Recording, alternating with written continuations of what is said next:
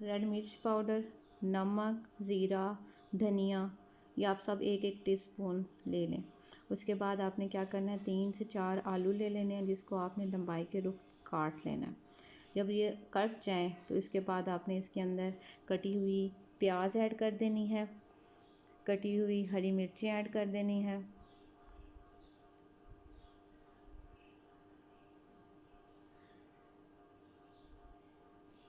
इसके बाद इसके अंदर आपने थोड़ी सी पालक ऐड करनी है,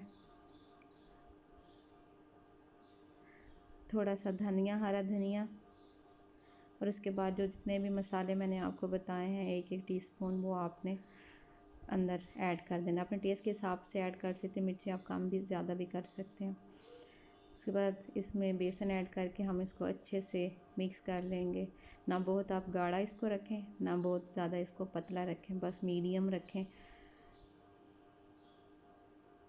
इस तरह का बैटर आप इस तरह का इसको मिक्स कर लें।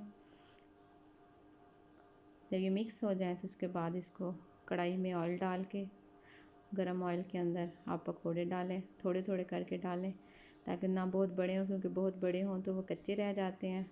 थोड़ी थोड़ी मिकदार में आप जो है डालें और इसको फ्राई कर लें। क्रिस्पी पकोड़ा तैयार है, बहुत ही मज़े के बनते हैं। आप इसको मिंट और नारदाने की चटनी के साथ सर्व करें और ज़रूर ट्राई कीजिएगा।